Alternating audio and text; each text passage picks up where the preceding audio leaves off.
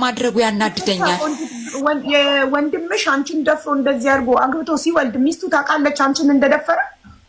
አዎ ሚስቱ ደግሞ ምን እንደምትለኝ ልንገርሽ፣ እንደምትለኝ በፊት የባል ቤተሰብ ጋር ገብቶ መኖር አልፈልግም ትል ነበር። ልክ እቺን ታሪክ ጭምጭምታ ስትሰማ ገባች፣ ግቢ መኖር ጀመረች። ከዛ ትሰሚያለሽ አለችኛ፣ ቤቢ የዳኒ ልጅ እንደሆነ አውቃለሁ፣ ፍርድ ቤት ብትሄጂ በልጅነት የተፈጸመ ነገር ነው አለች። በልጅነት የተፈጸመ ነገር ነው፣ ፍርድ ቤት ብትሄጂ 100 እና 150 ብር ነው የሚወሰንልሽ፣ ስለዚህ ምንም አታመጪም። ሁለተኛ ነገር ደግሞ አለችኝ፣ ቤት ውስጥ ያለው አባቴ አሁን እኔ አባቴ ብዬ ነው እየኖርክ ያለሁት፣ እናቴ አባቴ ብዬ ነው። ቤት ውስጥ ያለው አባትሽ አይደለም ጋሽዬ፣ አባትሽ አይደለም፣ ያንቺ አባት ሌላ ነው፣ ይሄንንም ታሪክ አውቃለሁ አይነት ነገር ብላ ዝም እንድል አደረገችኝ።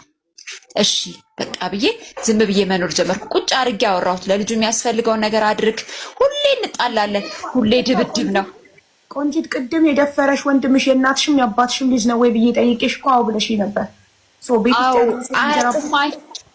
ይኸውልሽ ሀቢባዬ ይህን ታሪክ እኔም አላቅም እነሱም አያውቁም። ይሄን ወንድሞቼ አሁን ይህን ታሪክ አያውቁም። የቱን ታሪክ? አሁን ለምሳሌ የወንድሜ ሚስት ከሌላ አባት ነው የተወለድሽው የሚለውን እነሱ አያውቁም። እንኳን እነሱን የራሱ አላቅም ነበር። ግን እውነታው ነው። አንቺ አባትሽ እሱ አይደለም፣ ቤት ውስጥ ያለው ሰው አይደለም። ሰውየውም ከዚህ በፊት ቀርቤ ያናገርኩት ስነግረው እናትሽ እንዲህ ብላኛለች ነው እንጂ በምርመራ የተረጋገጠ ነገር ምናምን የለም። ደግሞ እውነተኛ አባቴ ቢሆን የደፈረሽ ወንድምሽ ስሙ ዳንኤል ነው? ዳንኤል ተክለሃይማኖት፣ ቆንጂት ተክለሃይማኖት፣ እስክንድር ተክለሃይማኖት፣ ፋሲካ ተክለሃይማኖት ተብለን ነው የምንጠራው እንጂ እኔ የተለየ አባት እንዳለኝ አላውቅም። እሷ ግን ጣልቃ ገብታ በመሀል አንቺ አታውቂም። ኦኬ አንቺ የሌላ ሰው ልጅ ነሽ፣ ስለዚህ እንደዚህ ቢሆን ሲስተማ ነው። ሁለቱም አየር መንገድ ቦሌ ጉምሩክ ነው የሚሰሩት። እኔ ከእናንተ ብራችሁን አይደለም የፈለኩት። አትሊስት አይዞሽ በሉኝ። ልጅነቴ ተበላሽቷል፣ ህይወቴ ተበላሽቷል። ሁሌ ደግሞ አዲስ ዓመት ሲመጣ እንጣላለን ከኔ ጋር።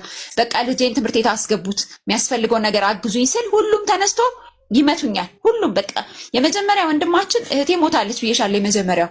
ሁለተኛ ወንድሜ ይሄን ታሪክ ካወጣሽ መጀመሪያ እኔ ነኝ የምገልሽ፣ ይሄ የልጅነት ታሪክሽ ነው፣ ዝም በይ ብሎ አንገቴን አንቀውኝ እንዳላወራ ማውራት እንዳልችል አድርገው ይለቀውኛል።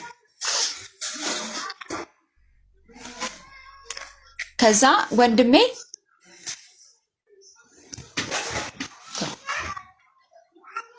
እና ያኛ ወንድሜ አሁን የለም ከቤት ወጥቷል።